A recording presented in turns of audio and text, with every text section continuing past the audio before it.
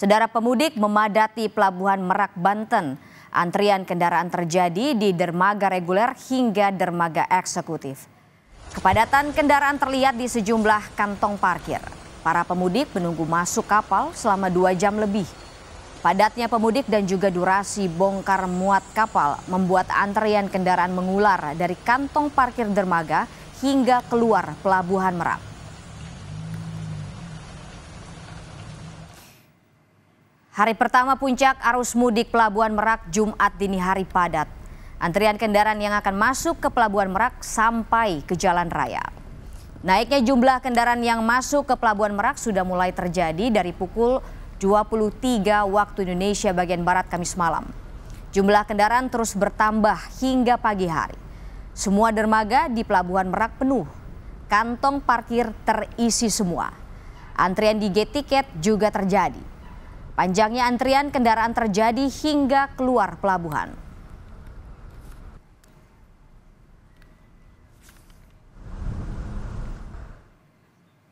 Saudara, ini adalah visual terkini pantauan langsung dari udara di Pelabuhan Merak, Banten. Pemudik tujuan Sumatera terus memadati Pelabuhan Merak, Banten, utamanya jelang sahur, saudara. Mobil pribadi dan bus berangsur memadati kantong-kantong parkir dermaga. Kendaraan roda 4 yang hendak menyeberang ke Sumatera via Pelabuhan Merak datang ke area parkir dermaga baik eksekutif maupun reguler.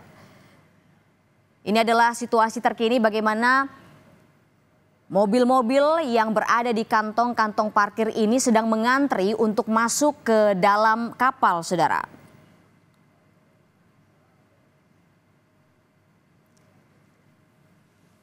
Sejumlah petugas di sana di Pelabuhan Merak, Banten dipersiapkan untuk mengatur agar kendaraan yang akan masuk ke dalam kapal ini bisa berjalan dengan tertib begitu. Dan ini adalah situasi di dermaga reguler maupun dermaga eksekutif sama-sama padat, saudara.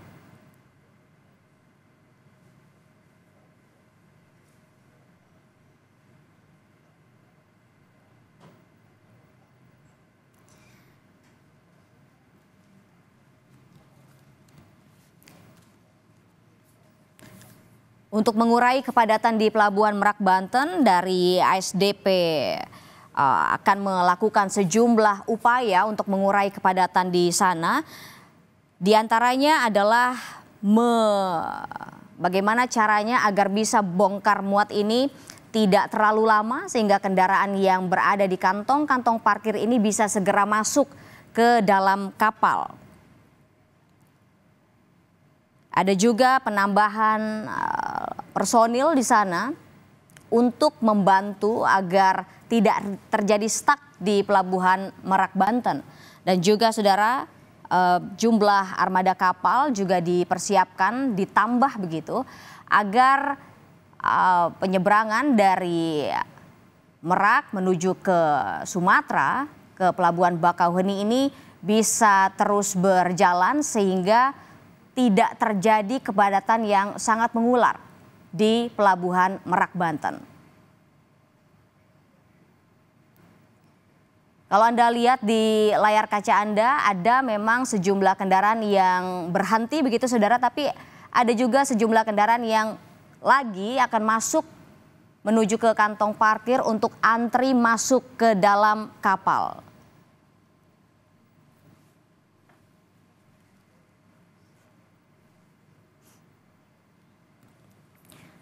Saudara, selain pantauan dari berbagai titik jalur mudik, kami juga sudah bergabung dengan pengamat transportasi dari Masyarakat Transportasi Indonesia atau MTI, Bapak Joko Setiowarno. Selamat pagi, Pak Joko. Selamat pagi, Pak Joko. Dengan kita di sini, Pak Joko, puncak arus mudik Lebaran sudah berlangsung 28 Maret 2025 prediksinya. Kepadatan nampak di berbagai jalur dan moda transportasi. Sejauh ini apa catatan Anda, apa pandangan Anda? Iya, memang nampaknya malam ini puncak pertama kepadatan. Memang kami kebetulan kemarin itu sejak pagi sampai dengan ya seharian lah kita ke beberapa tempat, ada 4 terminal, kemudian sampai ke Pelabuhan Ciwandan juga Merak. Pada saat itu sampai dengan sore itu belum begitu padat kondisi di Merak dan di Ciwandan ya. Namun tadi malam ketika kami ke Ciwandan lagi, kira-kira jam di atas jam 10 itu sudah mulai kepadatannya meningkat ya. Juga menuju ke arah Merak sama ya. Nah, jadi cukup panjang juga yang ada di Pelabuhan Ciwandan. Namun karena antisipasinya cukup bagus, area untuk penyangganya mereka menunggu juga 4 kali lebih luas lah ketimbang tahun lalu, sehingga yang di jalan itu tidak begitu membludak dibandingkan tahun lalu. Dan prosesnya juga cepat, ya, tidak sampai 1 jam mereka di bagian pengendapan itu sudah menuju kapal pemberangkatan. Jadi Ciwandan seperti itu, bila lancar. Nah, kita kembali ke Merak juga memang cukup padat sesuai dengan kabar seperti ini. Sekarang pun demikian. Ya, jadi memang pergerakannya ini mulai ya mereka mungkin rata-rata setelah maghrib bergerak untuk menuju penyeberangan seperti itu, Mbak. Tapi ini Hmm. memang antisipasinya cukup bagus, jadi tidak sampai ke jalan raya antrian panjang, sudah masuk ke kawasan-kawasan penyangga yang sudah diatur sedemikian rupa di kawasan Merak maupun di Ciwandan begitu. Hmm, tapi Pak Joko, Anda sebutkan bahwa antisipasi yang dilakukan sudah cukup baik barangkali atas hasil evaluasi dari tahun sebelumnya gitu Pak Joko. Tapi tadi rekan kami Suara Zani melaporkan bahwa ada di Pelabuhan Merak Banten itu ada sejumlah pengendara yang mengantri begitu dari jam 12 malam, dari jam 11 malam dan sampai sekitar pukul jam 2 pagi hari tadi belum masuk ke kapal Pak Joko. Bagaimana Anda melihatnya? Ya, itu antriannya mungkin di dalam ya, saya juga belum masuk ke dalam seperti apa. Nah, tapi kalau di jalan raya dibandingkan tahun lalu jauh berbeda lah. Artinya bukan meraya tapi sudah bisa masuk ke dalam. Memang itu disediakan di kawasan penyangga di dalam itu, ya sehingga nanti kan mulai kemarin ya itu harga tarif tiket tarif kapalnya itu sama. Jadi tidak ada yang kapal eksekutif semuanya sama, tinggal kebagiannya dari mana. Ya, jadi memang dimasukkan ke dalam aja. Nah ini tinggal menunggu antriannya saja kapal-kapal yang Hmm. ada, ya. Dan memang kalau untuk barang yang kami tahu itu memang cukup panjang, tapi kalau ini saya belum tahu yang terakhir, tapi kok tadi malam ketika saya sekitar jam 2 lah itu tidak seperti tahun lalu. Jadi Oke. mereka sudah bisa menunggu di bagian dalam, tidak sampai antriannya di jalan. Hmm. Pak Joko, Anda bilang bahwa tidak seperti tahun lalu. Apakah ini artinya kan dibagi dua begitu ya Pak, pelabuhan di Ciwandan itu khusus untuk sepeda motor begitu, sementara di Merak ini untuk kendaraan roda 4 begitu. Apakah ini juga cukup atau sangat berpengaruh gitu bahwa tidak terjadi stuck, tidak mengular begitu panjang begitu Pak Joko? Jelas itu ada pengaruhnya. Sebenarnya bukan 2 tapi 3. Satunya angkutan barang. Jadi yang di atas 2 sumbu itu bergeraknya melalui pelabuhan BBC, Bandar Bakau Jaya ada di Bojonegara, dan tujuannya pun dari 3 pelabuhan yang berbeda ini juga berbeda. Jadi nggak fokus di Hmm. satu di Bakahuni, tidak. Kalau Merak ke Bakahuni, tapi kalau yang dari Ciwandan itu tahun lalu mungkin dia sampai panjang, tapi ini PT Wika Beton, ya. Hmm. Kemudian yang BBC yang ada di Bojonegara, dia menuju juga pelabuhan BBC ada di Bakahuni. Jadi sudah terpisah lah. Jadi mulai awalnya terpisah sampai di sana juga terpisah. Memang tadi pagi itu cenderungnya untuk angkutan barang itu mengantri Hmm. sehingga kosong di Pelabuhan Merak. Sampai sore itu Merak itu masih kosong, lebih landai ya. Nah ini Hmm. mungkin sebagai evaluasi juga harus ada apa ya keseimbangan, artinya harus dinamis ya. Ketika itu Merak sepi ya mungkin barang pun ya biar tidak antri di BBJ-nya ini bisa dialihkan juga perlahan. Ini mungkin evaluasi untuk tahun depan lah. Tapi setidaknya pembagian 3 ini turut membantu juga untuk eh, tidak memudak ke jalan khususnya Pelabuhan Merak yang selama ini mungkin ya bukan seperti tahun lalu lah, dia cukup panjang, bahkan tidak malam hari, pagi hari pun ya antrinya cukup panjang di jalan-jalan di menuju Pelabuhan Merak gitu. Oke Pak, kalau misalkan kita bicara selain kita ke pelabuhan begitu ya, kan ada juga menggunakan moda transportasi kendaraan pribadi begitu Pak, menggunakan tol begitu. Bagaimana catatan Anda atau pandangan Anda terkait dengan hal itu? Ya, ini walaupun ada WFA, tapi ternyata ya masyarakat cenderungnya tetap eh, puncaknya memang sesuai dengan prediksi ini tanggal 27, 28 itu ya. Kalau kemarin setahu kami ada one way-nya baru parsial, ini mulai besok katanya sudah mau totalitas sampai dengan di Semarang. Hmm. Artinya ya membantu, tapi ternyata ya tetap aja masyarakat memilih waktu puncak itu untuk mereka bergerak karena ya rata-rata liburnya mungkin ya kemarin itu baru dimulai libur kan. Jadi memang ada kalau negeri sudah duluan tapi swasta masih tidak semuanya mengikuti aturan yang ada. Mungkin mereka juga punya kepentingan lainnya, apalagi kalau mereka kerja di pabrikan dan sebagainya, itu kan punya target-target produksi yang harus mereka apa, lalui gitu kan. Ya bisa saja THR dibayar duluan, tapi target ini kan harus tercapai juga. Gitu. Pak Joko, kami mendapatkan informasi bahwa banyak pemudik juga yang membeli tiket di agen begitu Pak Joko, dan kemudian terkait dengan tap tol begitu, apakah itu juga menjadi alasan bagaimana kemudian terjadi kepadatan sehingga mengular di pelabuhan? Ya, ini ternyata masih masih ada juga yang membeli tiket itu pada saat di keberangkatan ya. Hmm. Tapi memang tidak sebanyak yang dulu, ya masih ada itu ya. Mungkin mereka infonya merasa lebih praktis beli langsung daripada kalau pesan. Kalau pesan itu katanya penumpang tulis satu persatu itu agak lama gitu kan. Tapi kalau membeli tiket yang langsung sekarang ini, ya udah beli satu udah langsung dapat gitu. Nah ini mungkin jadi bahan koreksi juga kalau memang tidak harus memerlukan kepraktisan ya harusnya sama juga ya. Jadi antara membeli yang langsung ke online di tepi jalan itu dengan yang beli langsung, praktisnya katanya membeli langsung tadi. Makanya ini karena itu tidak memperhitungkan jumlah penumpangnya, mestinya dibuat sama juga. Jadi biar tidak mereka beli langsung di lapangan. Tapi dibandingkan tahun lalu tidak sebanyak tahun lalu lah. Ini sudah mulai berkurang. Dan itu memang kan ada area tertentu yang tidak tidak bisa membeli, tapi mereka masih bisa ngakali juga. Ya pesennya di situ, tapi kan ada apa ya pemesanannya di luar area yang di apa ya di cover yang tidak bisa langsung membeli gitu ya. Hmm. Pak Joko, ke sorotan lain, Anda kan juga mengomentari Pak Joko terkait dengan para pemudik ini masih menyenangi mudik gitu dengan menggunakan kendaraan pribadi dibandingkan dengan transportasi publik gitu. Katakanlah misalkan bus. Dan ini akhirnya juga berdampak pada kepadatan yang terjadi begitu. Bagaimana respons Anda atau pandangan Anda terkait hal ini Pak Joko?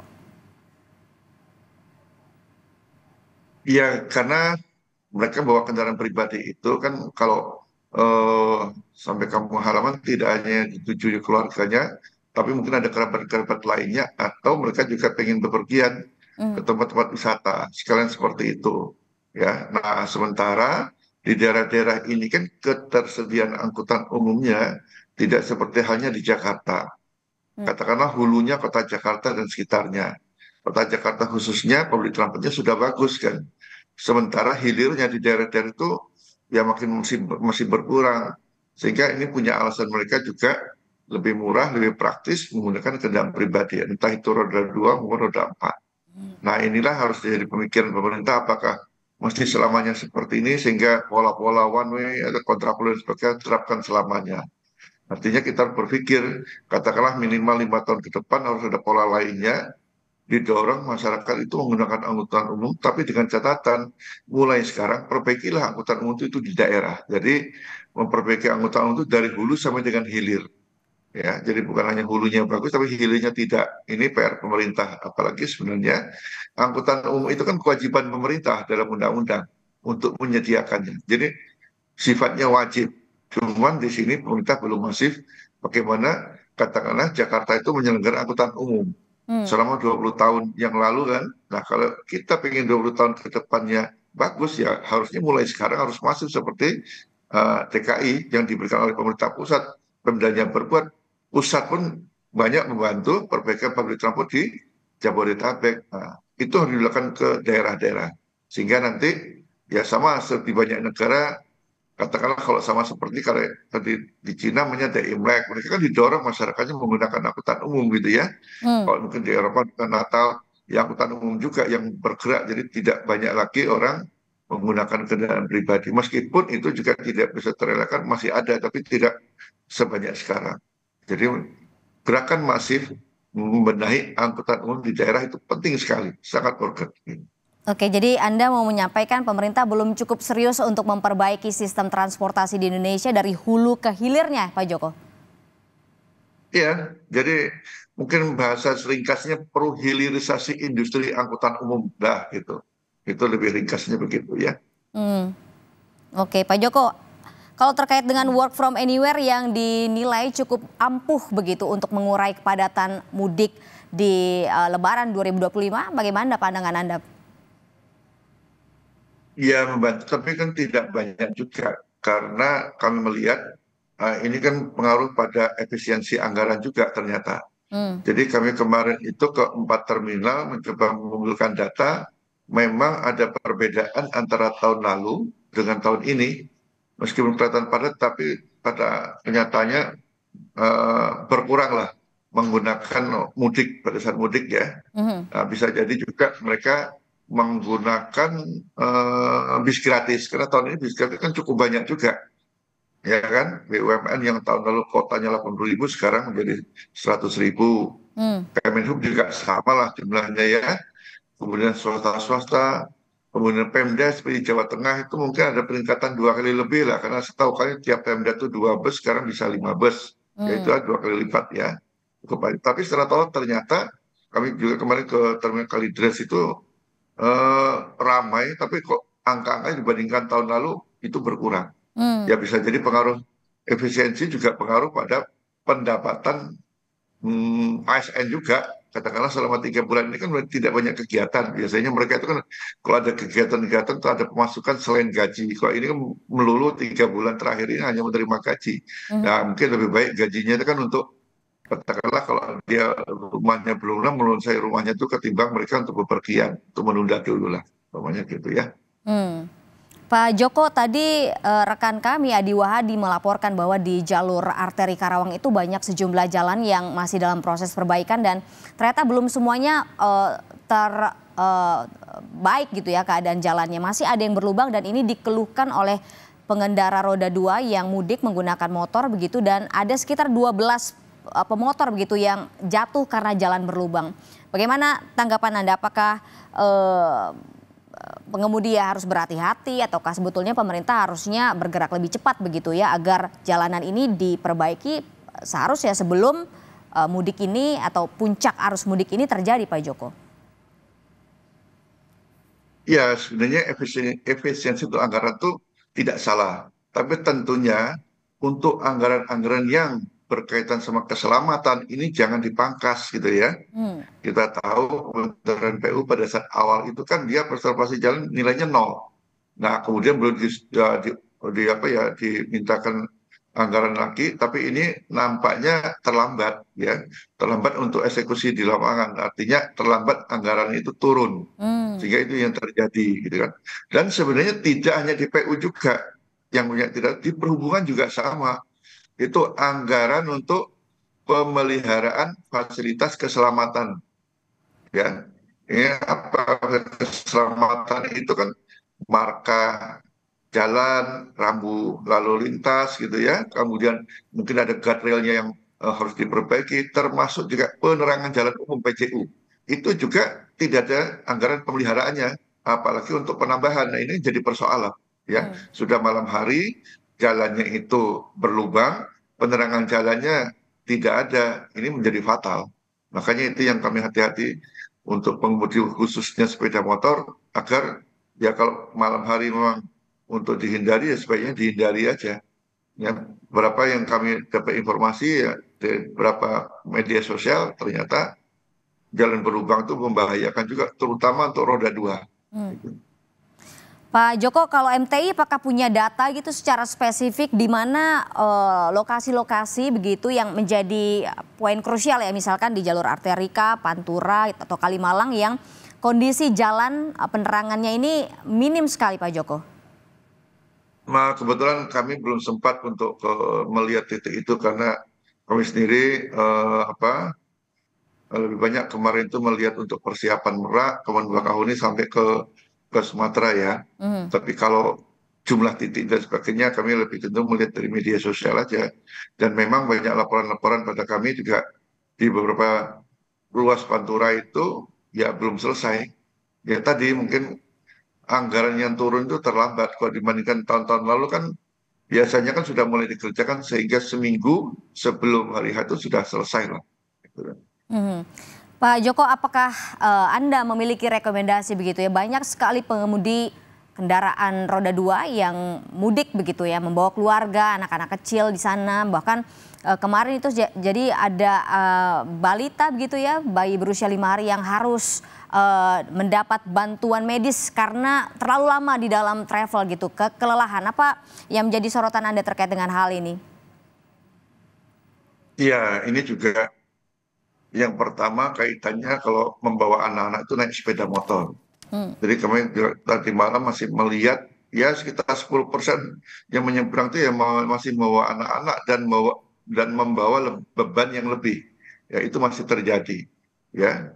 Kemudian travel. Nah, ini travel ini kan mungkin itu travel yang katakan travel gelap ya. Tapi kalau travel-travel yang memang itu legal mungkin tidak seperti itu. Jangan travel gelap. Kami juga melihat mobil-mobil pribadi pun terkadang itu di depan itu yang ke arah Sumatera diisi mestinya 2 orang jadi 4 orang sudah Hmm. melebihi kapasitas.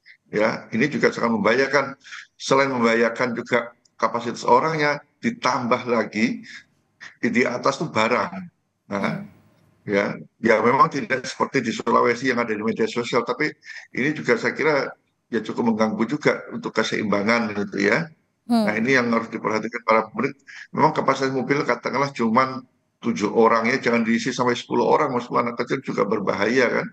Apalagi travel gelap juga makin marak ini, karena itu suatu kebutuhan saya kira ya. Ini maka saya bilang ini ada kegagalan pemerintah menyediakan angkutan umum sebagai kewajiban negara ini belum dilakukan ya. Nah untuk anak-anak memang yang di Jawa Tengah meskipun itu tidak bisa mengcover sudah ada upaya lah di perbatasan Jawa Tengah mereka bisa disediakan bus untuk mereka untuk beralih gitu ya dari berasal dari Polda itu. Nah itu salah satu bentuk upaya untuk mengendalikan itu. Saya kira ke depan juga sama. Jadi ini juga harus ada upaya ya bagaimana menghindari itu ya disediakan sebanyak mungkin mudik-mudik gratis menggunakan eh, angkutan mudik gratis kemudian itu menjangkau wilayah Sumatera juga. Kalau kami tanyakan yang menyeberang ini rata-rata minimal masih 2 jam perjalanan lagi dari Bakahuni katakanlah itu ya minimal 2 jam. Kalau dibawa anak kecil harus tiap jam mereka harus istirahat itu dipahami juga. Nah, bahkan ada yang sampai 5-6 jam naik sepeda motor. Nah, oleh sebab itu kalau ke Lampung ini, ya nanti ini memang sudah ada program bis gratis, tapi hanya sampai kota Bandar Lampung. Ini ada terusannya juga, ya sampai kabupaten-kabupaten yang ada di Lampung juga harus disediakan. Ya gunakan aja lah angkutan yang lokal, karena kami lihat AKDP di Lampung itu masih cukup banyak. Nah, itu bisa kerjasama dengan mereka kan. Ya tentunya dengan tarif yang sekarang lah, dengan tarif yang reguler, biar mereka juga dapat keuntungan gitu kan ya. Nah ini dalam antisipasi tadi untuk anak-anak itu, kita jangankan untuk menghimbau hal-hal lain yang kaitan sama itu juga tidak ada tahun ini nampaknya. Jadi itu Hmm. harus digencarkan juga penyediaan fasilitas bis gratis ditambahkan lah ya. Kalau Jawa sudah cukup masif ya, tapi bagaimana di mana di Sumatera. Ya memang kami mengatakan menghimbau memang kalau daripada eh, apa membawa mengangkut truk motor dengan truk atau kereta lebih baik itu diperbanyak aja lah ya kapasitas untuk bisnya. Karena apa di daerah ini kan mereka sudah punya kendaraan bermotor sebenarnya. Kalau kita lihat persentase secara nasional itu sepeda motor kita itu sudah 85%. Artinya di tiap-tiap rumah itu sudah punya sepeda motor. Nah, kalau diperbanyak dengan mudik kapasitas busnya ini sangat membantu. Dan ke depan kami juga mengimbau ya mungkin sistemnya tidak seperti sekarang dimulai dari Kementerian Perhubungan nah, dengan voucher saja. Artinya kalau dengan voucher itu kan bebas dibentukkan yang penting kendaraannya sudah ada. Dengan cara teknologi yang sekarang ini saya kira mudah untuk memantau seperti itu. Jadi nggak usah berbondong-bondong. Jadi sekarang juga cukup bagus kalau Kementerian Perhubungan kan berangkatnya dari terminal, ya. Dari terminal itu jauh lebih baik ketimbang di muka umum. Karena tempat terbuka artinya tidak perlu menyediakan tempat istirahat buat pengemudi, toilet dan sebagainya. Nah di terminal kan semuanya sudah tersedia, jauh lebih baik. Nah berikutnya tadi saya bilang kalau menggunakan voucher itu mereka punya kebebasan dan apa bis-bis reguler ini yang tahun ini dirasakan agak menurun dari pemesanannya, mereka masih tetap mendapatkan ya penumpang dengan cara ini cobalah mungkin mulai tahun depan ya itu biar tidak begitu ribet lagi jadi tidak perlu secara seremonial lagi lah ya. Jadi kita mau punya cara baru sehingga benar-benar bis reguler itu bisa termanfaatkan. Hmm. Pak Joko, tapi apakah MT ini sebetulnya punya data gitu yang valid bahwa memang pemudik ini sebetulnya begitu menginginkan untuk mudik menggunakan transportasi publik bus gratis ini dibandingkan menggunakan katakanlah sepeda motor begitu Pak Joko? Sehingga kemudian rekomendasi yang tadi disampaikan ke Kemenhub bisa sampai begitu bahwa bahwa ada data kalau pemudik ini sebetulnya lebih senang menggunakan bus tapi ternyata fasilitasnya kurang sehingga di next year atau tahun depan itu harus di-upgrade atau ditambah jumlah dari bus reguler untuk mudik gratis ini Pak Joko. Iya, kalau yang mereka membawa anak kecil dan membawa lebih dari dua orang ya, mereka sangat menginginkan lagi kalau ada bis gratis seperti itu. Cuman masalahnya kan ini terbatas. Mereka juga masalahnya juga agak kesulitan. Tetapi kalau anak-anak muda, umpamanya dia cuma dua orang, satu orang bawa itu memang hobi katanya itu kan, dengan berombongan dan mereka juga tidak target harus cepat sampai. Itu berbeda lagi. Tapi khusus tadi yang bawa anak kecil, memang kalau disediakan mereka senang sekali. Jadi ini menjadi perhatian pemerintah yang pada dasarnya mereka tidak ingin juga lelah juga perjalanan 2 sampai 5 jam itu bukan hal yang mudah kan apalagi bawa anak kecil yang kami lihat juga usianya ya belum balita usia mungkin 2 tahun 3 tahun digendong ibunya belum lagi bawa anak yang lebih besar lagi mungkin yang masih 5 tahun di depan menjadi 4 orang ini juga sangat melelahkan dan sangat bahaya lah ya apalagi sepeda motor ini bukan diciptakan untuk perjalanan jarak jauh sehingga mereka yang sadar tiap 1 jam harus beristirahat. Pak Joko, kalau kita lihat kebijakan pemerintah ada pembatasan angkutan barang begitu ya untuk masuk jalur tol dan kemudian dialihkan ke jalur arteri untuk mengurai kepadatan. Apakah itu cukup efektif untuk mengurai kepadatan yang terjadi di arus mudik Lebaran 2025 ini Pak Joko? Ya, pembatasan ini kita berpikir ke depan ya. Apakah selamanya angkutan barang itu harus dibatasi seperti ini? Apalagi tahun ini kan yang biasanya 10-12 hari, tahun 16 hari. Itu juga akan mengganggu sebenarnya secara tidak langsung nanti pertumbuhan ekonomi juga. Karena logistik ini pengaruhnya besar terhadap pertumbuhan ekonomi kita. Ya, selain juga dampaknya, karena makin lama itu juga mereka juga mempekerjakan namanya pengemudi, kemudian pekerja-pekerja lainnya sangat tergantung sekali. Oleh sebab itu, eh, angkutan barang itu jangan difokuskan dengan jalan raya. Kita kan masih punya jalan rel belum maksimal, ada perairan juga itu dialihkan. Habis Lebaran ditingkatkan, apalagi kaitannya nanti dengan apa? Truk odol yang janjinya kemarin itu kan pada saat mudik ini sekalian memberantas truk odol ternyata yang nggak diberantas juga memang tidak bisa kan tidak semudah itu gitu loh. Ya. Nah setelah Lebaran benar-benar dibuat tahapan-tahapan itu sehingga kalau pas mudik ya tetap aja angkutan barang bisa beroperasi tidak perlu dibatasi kan. Ya. Yang penting tadi jangan fokus ngangkut barang itu pada jalan. Kita kan negara kepulauan bukan kontinental. Pilihan-pilihan lainnya masih ada dan belum termanfaatkan. Jalur kereta itu masih kosong loh. Padahal lebih murah. Cuman memasifkan para pengusaha mengenai itu belum belum dilakukan. Ya, perairan juga kita harus manfaatkan. Kami 2 minggu yang lalu menyusuri jalan tol Trans Sumatera itu 60% yang melewat Trans Sumatera angkutan barang, dan itu semuanya angkutan barang itu mesti minimal overload bahkan overdimensi. Kalau nggak begitu sangat tidak efisien mereka mengangkut katakanlah dari Jakarta sampai dengan Medan, karena angkutan jalan itu efisiennya maksimal 500 kilometer. Lebih dari itu mesti dia muatannya lebih dan overdimensi juga. Katakanlah kalau di Jawa, dari Jawa Timur ke Jawa Barat, semua kendaraannya itu overload semua. Kalau tidak ya harganya tidak masuk. Nah, kenapa tidak dimanfaatkan jalur kereta? Jalur kereta di Jawa kan sudah double track. Nah, Hmm. tinggal menghitungnya ya diberi subsidi yang sama. Ini kan jalur kereta itu kan tidak dapat subsidi, menggunakan subsidi non BBM, BBM non subsidi, kemudian mesti kenakan TAC lagi, ada juga kena pajak, sementara jalan tidak jauh seolah lebih mahal. Nah itu dihilangkan semua biar setara dengan jalan raya, kemudian didorong juga ya hanya sebagai feeder buat jarak jauh seperti itu. Nah dampaknya juga kelihatan kok kalau di Jawa Tengah bagian utara, maunya dari Semarang ke Rembang itu kan jalannya selalu rusak setiap tahun dan harus perbaikan terus gitu ya. Kalau mereka lewat jalan tol, tarifnya juga mahal. Apakah pemilikan keduanya ya mungkin tarif di jalan tol diturunkan ya untuk tol ini. Tapi dengan catatan angkutan barangnya tidak boleh overdimensi atau overload gitu ya.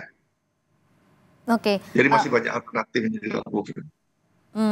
Pak Joko, kalau misalkan kita bicara soal tadi pembatasan angkutan barang, saya mau sorotnya adalah ketika si kendaraan besar ini tidak boleh begitu ya untuk masuk ke dalam tol dan kemudian dia dialihkan ke jalur arteri, pasti akan membuat jalur arteri itu kan pasti secara lebar lebih kecil dibanding lebih pendek gitu ya dibandingkan dengan jalan tol begitu. Apakah ini cukup efektif tadi Pak Joko untuk malah melempar atau mengalihkan begitu ya dari jalur tol, jalan tol ke jalur arteri.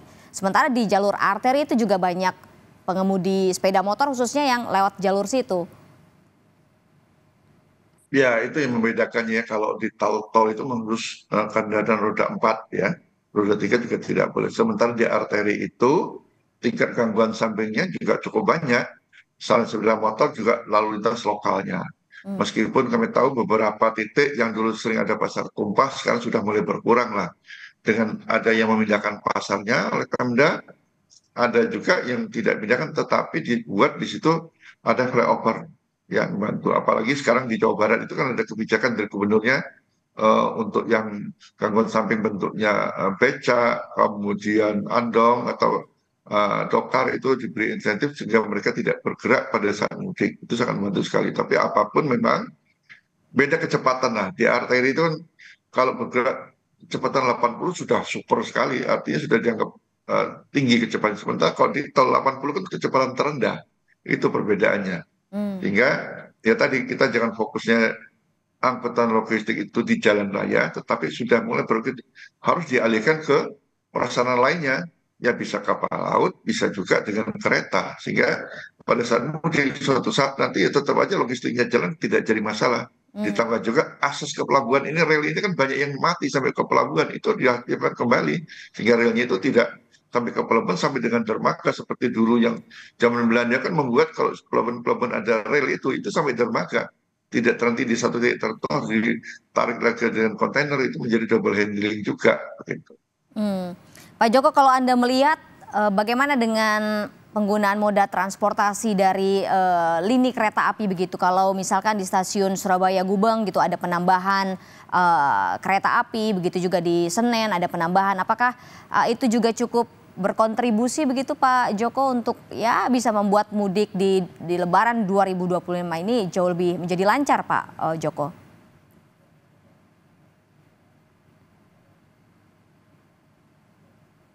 Ya, moda kereta api ya. Itu kalau dulu naik kereta api itu kan luar biasa, peminatnya banyak tapi pengaturannya juga luar biasa.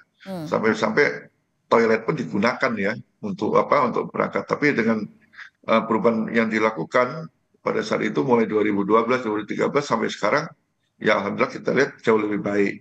Tinggal sekarang bagaimana meningkatkan frekuensinya itu. Artinya kalau kita pengen benar-benar apa, katakanlah pergerakan itu masif, kalau setiap 15 menit kereta itu bergerak masih memungkinkan, cuman harus menambah sarananya itu. Nah, sarana ini bisa ditambah juga, ya, maupun digunakan pada saat mudik, ya tidak jadi masalah. Tinggal nanti kan sebagai PT Kereta Api sebagai operator, dalam kesehariannya dia akan memelihara perawat apa, sarana yang ada. Nah, pada saat mudik ini benar-benar dimanfaatkan dan sangat cukup efektif juga, ya, ya apa, untuk mengangkut untuk ke daerah-daerah. Karena kapasitas kereta kan jauh lebih besar kan. Sekali angkut dia satu rangkaian itu bisa sampai dengan 12. Bahkan sekarang bisa sampai 14 juga tergantung stasiun yang yang disinggahi itu.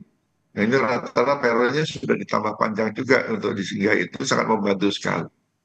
Pak Joko, artinya yang mau Anda soroti adalah kebijakan negara yang masih belum sempurna begitu barangkali untuk bisa menghadirkan transportasi publik yang mumpuni bagi masyarakat agar bisa sampai ke kampung halaman ya. Begitu Pak Joko.